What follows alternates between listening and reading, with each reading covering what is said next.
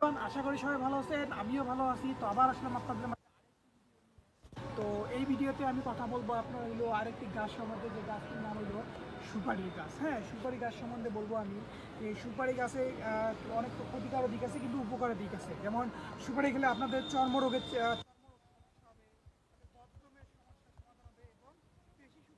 আপনাদের বৃদ্ধি করবে। তো সুপারি এগুলো কীভাবে বৃদ্ধি করবে সেটাই আমি বলতে। আমাদের সুপারিগুলো একটু দেখাই দাও ভালো করে। তো প্রথমে যে এখান থেকে শুরু সুপারিগুলি, প্রত্যেকটা কিন্তু তিনটা তিনটা করে আছে, সারি সারি। এই হ্যাঁ, যে দেখেন প্রত্যেকটি 3টি করে সারি রয়েছে, এই যেগুলি দেখেন।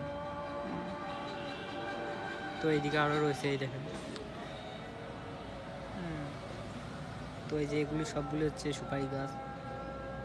তার মধ্যে একটা বড় গাছ আছে, বড়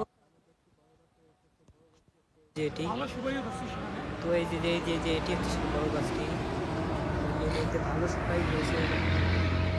এই যে এইগুলি হচ্ছে সুপারি, এই যে এইগুলি হচ্ছে সুপারি, দেখেন ভালো সুপারি ধরছে। তো আবার আরও এইদিকে একটি গাছ রয়েছে, তো এই যে এটি, তো এটিতেও দেখেন আবার সুপারি ধরছে, এই দেখেন। এই যে এটি, তো দেখেন এই যে এটিতেও সুপারি ধরছে। এখনো পাকে নাই, কাঁচা অবস্থা আছে। এগুলো এটা কাঁচা। মনে হয় 6 মাসে না।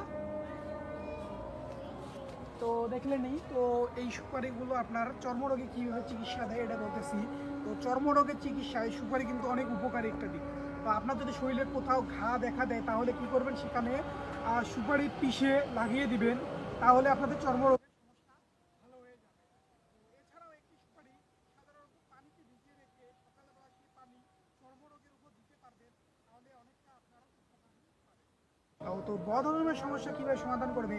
তো অনেকে খাবার খাওয়ার পর বদহজমের কিন্তু সমস্যা হয়। তো আর এই বদহজমের সমস্যা সমাধানে সুপারি কিন্তু অনেক উপকারী। তো নিয়মিত পরিমাণ মতো সুপারি খাওয়ার চেষ্টা করবেন, তাহলে বদহজমের মতো সমস্যা দূর হয়ে যাবে। খাবার খাওয়ার সাথে সেগুলো হজম হতে শুরু করবে এবং দ্রুত হজম হয়ে যাবে। এতে করে আপনাদের কিন্তু স্বাস্থ্য অনেক ভালো থাকবে। তারপরে পেশি শক্তি কীভাবে বৃদ্ধি করবে? এই পেশি শক্তি বৃদ্ধি করার জন্য সুপারি খাওয়ার কিন্তু অনেক উপকারিতা আছে। তো আপনি যদি নিয়মিত পরিমাণ মতো খেতে পারেন, তাহলে এতে করে আপনার পেশি শক্তি অনেকটাই বৃদ্ধি পাবে। সেজন্য এই সকল উপকারিতা পেতে আপনারা সুপারি খেতে পারেন। তো অবশ্যই সুপারি যখন খাবেন, যে উপকারিতা আছে, কিন্তু যখন আপনারা এটা বেশি খাবেন, তখন আপনারা কিন্তু এটা উপকারের চেয়ে আপনি কিন্তু অপকারের দিকে বেশি ধাবিত হবেন।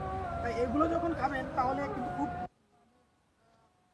পরিমাণ মতো খাবেন। দিনে হয়তো 2-3বার খেলেন, কিন্তু পরিমাণ মতো দিনে 1 ঘন্টা পর পর খেতে যাচ্ছেন সেটা হবে না। আপনাদের পরিমাণ মতো খেতে হবে।